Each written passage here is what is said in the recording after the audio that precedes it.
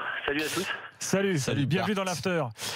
Bart, est-ce qu'Emery est responsable de la défaite ? Ah, franchement, j'ai pas écouté le début de l'after. Est-ce que Cavani et Di Maria sont blessés? Parce que s'ils sont pas blessés ni l'un ni l'autre, mais le changement, c'est pas possible. C'est inconcevable en fait. Mbappé, c'est le plus mauvais joueur sur le terrain. Il reste sur le terrain alors que Cavani sort. Cavani, une action, il peut marquer. Même si là, il touche pas beaucoup le ballon, en une action, il peut marquer. Mbappé, ça fait des mois. Et son jeu défensif était malgré tout, comme d'habitude, intéressant. Mais Mbappé, en une action, il peut faire la différence aussi. Non, mais attends, tu me parles de Cavani. Jérôme, je suis désolé, en première mi-temps, mi-temps, Jérôme, Mbappé, le problème, c'est qu'il a fait beaucoup. Il était décisif. Ouais, mais après, tu demandes quoi, une belle occasion, il a pas. Oui, non, mais rien ne dit que Di Maria aurait pas, d'ailleurs, lui aussi pu être dangereux. Et effectivement, le risque de sortir toujours ton neuf, c'est d'abord de désertifier totalement la surface. Et Cavani, je le répète, entre son jeu défensif et le fait d'être capable sur un ballon de te le mettre dedans, oui, mais c'est Mbappé toujours délicat de sortir un neuf. Alors, Bartholomé, vas-y, je te laisse finir. Lui était vraiment à la rue. En parlant de Mbappé, je suis désolé, mais moi je suis complètement d'accord avec Eric. Dani Alves, ça fait des semaines que je le critique. J'étais au Stadium à Toulouse et je trouvais qu'il faisait un match de merde. Mais là, franchement, ce soir, il fait un gros match. Il est vraiment présent physiquement. Et encore une fois, c'est qui devant lui, c'est Mbappé. Je suis d'accord avec Eric, il doit lui apporter son soutien. Défensivement, il est mais arrêtez vos conneries. Rien du match. Mais attends, tu l'as vu faire quelque chose ce soir? Mais non, Mbappé, mais quand tu joues. Mais attends, le Paris Saint-Germain joue pas en 4-4-2 à plat, on est d'accord. Joue pas avec deux attaquants comme le Real Madrid. Donc il joue avec une pointe devant et avec deux mecs sur les côtés, Neymar et Mbappé. Et toi, tu es en train de me dire que Mbappé, il doit faire le travail comme s'il jouait à 4 au milieu, côté droit. Le troisième milieu. Tu as regardé la Juve hier? Tu as regardé ce qu'il fait Mandzukic sur le terrain? Non, mais le 3. Mandzukic, bah oui, hier, on a tous vu à la Juve, dans les 30 mètres. Mais on parle pas de ça. Non, mais ce que je veux dire, le troisième milieu du Paris Saint-Germain. Regarde les attaquants en Ligue des Champions. Verratti ou Lo Celso côté droit. Messi, excuse-moi. Tu es obligé de travailler. Mais arrête. Tu es obligé de faire là. C'est quoi la différence entre le 4-2-3-1, le 4-4-2 à plat? C'est quoi la différence? Tu viens de le dire. On a que encore Zidane 2 heures pour a fait un changement intéressant de ce côté-là. Je vais essayer de vous mettre d'accord. Personne ne se met d'accord avec rien puisqu'il faut s'arrêter. Stop. C'est bizarre. Bartholomé, merci en tout cas. Je sais que vous critiquez jamais l'arbitrage, mais là, ça fait quand même 2 années de suite que l'arbitre il nous enfile. Ah ouais, bah ça ouais. Bon, j'irai pas jusque là, mais on peut reparler de l'arbitrage dans quelques instants. William Gallas, Eric Dimeco. En effet, Daniel Riolo, Jérôme Roten, l'after est là jusqu'à 1h du matin. On attend les conférences de presse également à venir en direct à Madrid. 3-1, je le rappelle, pour le Real face au PSG, 5-0 pour Liverpool face à Porto. L'after revient tout de suite, on est là jusqu'à 1h du matin ce soir.